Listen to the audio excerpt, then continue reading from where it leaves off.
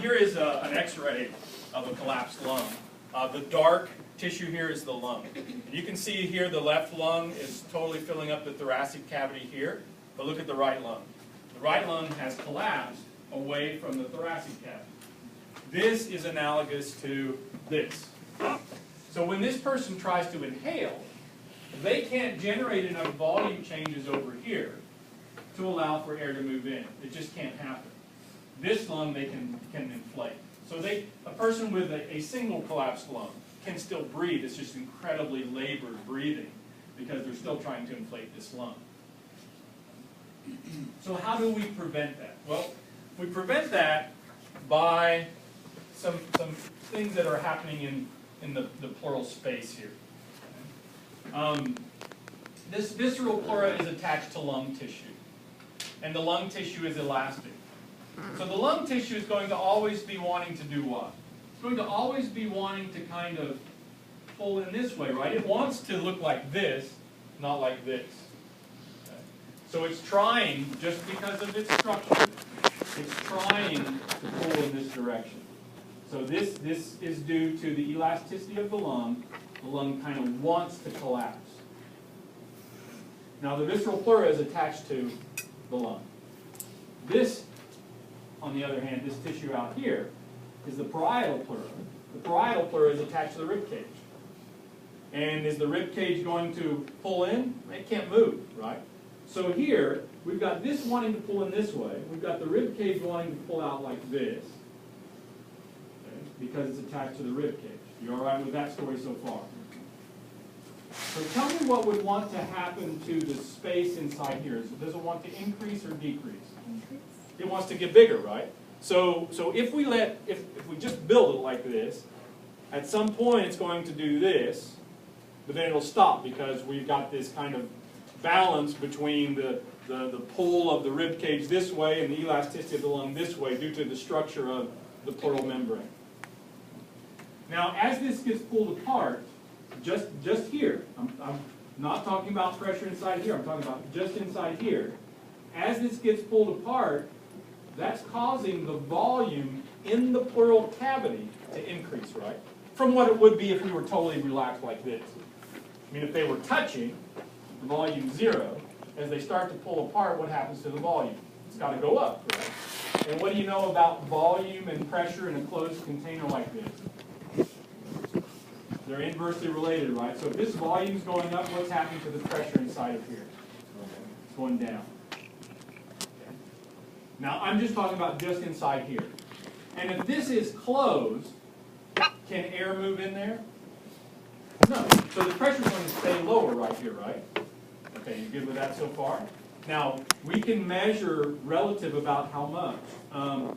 It is about what we would call a -3 millimeters of mercury. Now, I don't mean 3 millimeters of mercury below 0. That's kind of impossible. That's almost like a vacuum or something like that there.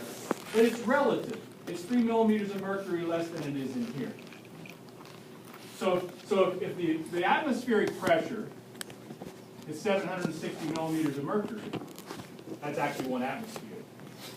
What's the, I'm going to say lung. What's the lung? What's the pressure inside the lung? This is open, right? It's the same. Does everybody get that? Why that has to be the same? Yeah. You have a gradient because it's an open container, right? This is open. Air would want to move in or out. The pressure was different. That make sense? So we're talking about just at rest. We're not doing ventilation. We're just talking about neither inhaling nor exhaling. At rest, these pressures have to be equal because this is an open container. So if this is 760 outside, this is 760 in here, what is it in here? 757. You okay with that? So if it's 760 outside, it's 760 in the lung, it's got to be 3 millimeters of mercury, roughly less than that in the intrapleural space due to this elasticity, and it would be 757. Is that okay? Just numbers. Anybody confused with this? This is the easy part to understand. Now, if you believe that, what does that tell you then? You've got a higher pressure in here and a lower pressure right outside of the lung, right? So if we resolved these two pressures, because there's a greater pressure in here than there is out here, there is a force pushing out. I'm just resolving these vectors, right? There's a force pushing out this way. That makes sense? And what's the result of that force pushing out that way? Which one of these two shapes are you? This one, right here. So, why at rest is the lung partially inflated? It's because the pressure within the pleura is less than the pressure in the lung, so there's this tendency to push out. Now, air can't move because this is a barrier, right? The respiratory membrane is a barrier. Air doesn't flow, gas is diffused, but the air doesn't move, right? It's not like the whole air moves, because it's airtight, if you will, that way. Okay? Is that okay? So, this means at rest, when you're neither inhaling nor exhaling, the lungs are partially inflated. And because of that, you overcome this initial elastic recoil, and now you're starting here instead of starting here, so it's easier to just inflate it and relax it, inflate it, relax it. Is that okay? Now, what if this happens? I'm down at the 35er. I don't go there anymore, I'm too old. In my younger days, I was a troublemaker. No way. Who think? Got shanked!